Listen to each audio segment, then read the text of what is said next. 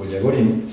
And we're welcoming you in our series of our method of Tango teaching. And to start with, we'll talk about what we base our method in. And we base it in understanding of the movement. Yeah, we're talking about the consciousness of our body. Yeah, so we will be answering the questions: why, When and how. every movement is done. So we start with the posture. The posture, I think, is the more important thing.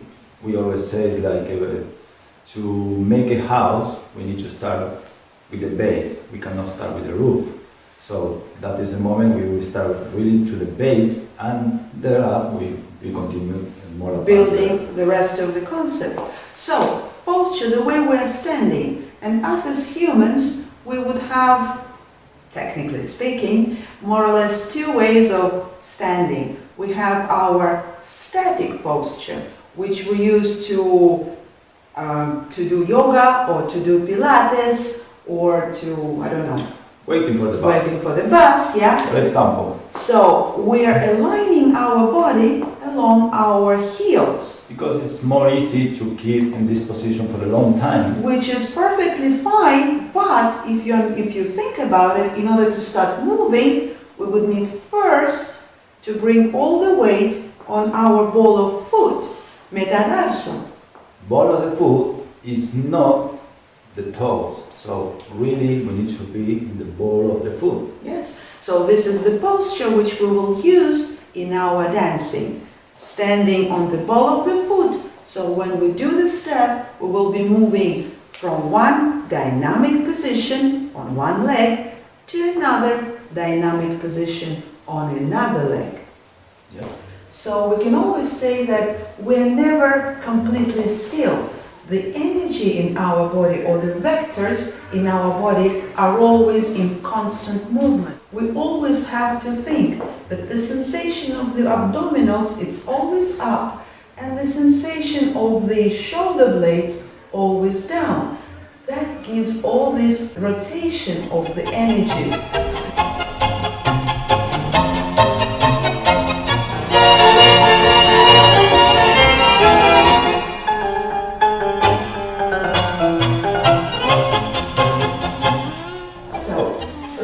Directly with the parts we were naming, all of them. We have more or less in one line: metatarso, the ball of the foot, knees, hips, relaxed ribs, collarbone. Okay. All the thing in one line. So, starting with the metatarso, with the ball of the foot, very important. We are not putting our weight on the toe. We're trying to open the toes, even though in the shoes, but still the weight is on the ball of the foot. Like cat when they walking. Next point can be knees. Our knees need to be relaxed. That what is mean relaxed. It's not block, I don't know. Not bent. They are relaxed in the middle point. Yes, where we can feel free to move without altering our height. Yeah, it's clear that. The hips, when we say hip, we talk about the bone, this bone forward. Yeah, more or less in the same line. So we're saying that the hips are heavy. They are really like discharging the weight down towards the floor.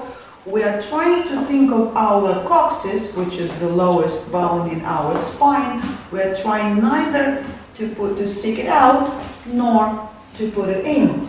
Then we have the ribs, relaxed ribs. So relaxed ribs, it means it's not open, even no closed.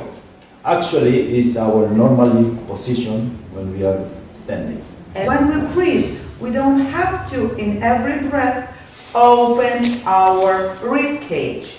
So we are putting the air into our lungs, and our lungs is different from the chest. Okay, then collarbone, yeah. Clavicula with collarbone on top of the metatarsal. Yes, and it is important here to pay attention. Collarbone is not merged with our shoulders. So when we say the collarbones on top of the ball of the foot, it does not mean that we have to put in our shoulders. Because we are dancers, all our muscles are in tone, but we try to keep all our articulation free. So then the next part, our head. And here it is important to think where our spine finishes. It doesn't finish here, it actually finishes here. So if we think of the head as the point where our spine finishes, then this would be our normal position, as opposed to this one.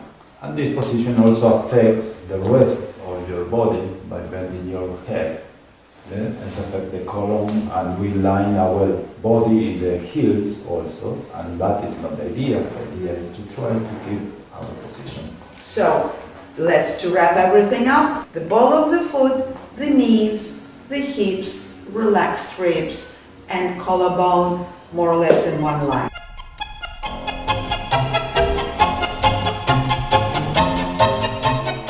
And now let's have the same idea about our posture, but taking it from the point of view of body language. Yes? Because a tango is a conversation, but we're not talking with words, we're talking with our bodies, so normal signals of body language will be applicable here too. It's so interesting what you're telling me would give us the same position here.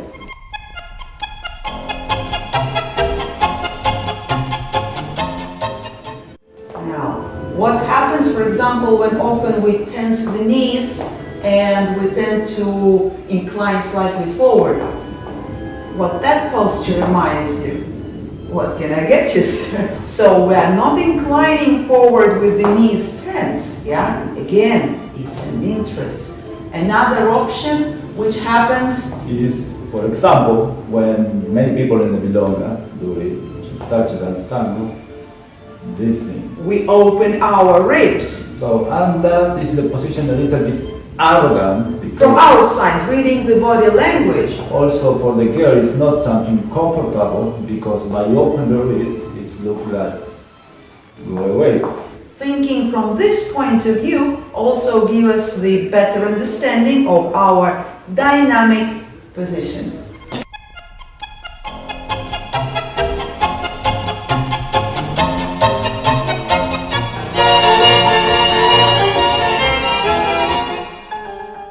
And now let's do a few exercises how we can practice finding out our dynamic position, personal and comfortable for each one of us. Exercise number 1. Let's jump.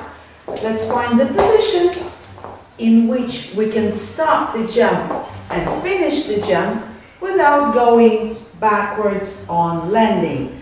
It is important here to realize that when we jump, it's not starting or launching a rocket. We're not going in one line. The whole trajectory of jumping would be slightly curved towards forward and landing on the same place. So, using the knees as a suspension, the same way it's done in the cars, to absorb the shock on landing and returning back to our neutral position without going backwards. Yes, this is a normal mistake by jumping, falling back. So we need to try to keep in our ball of the foot, use our knees to absorb the shock, and then return to the dynamic position again.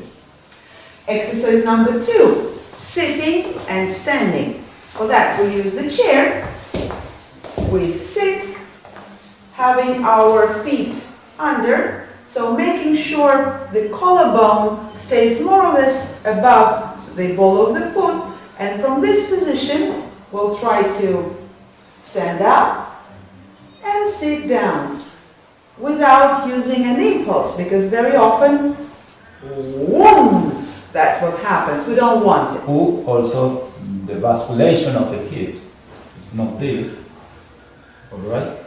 So we try to go up just by pushing the floor with the ball of the foot and our center. So with this part, we go up and we return.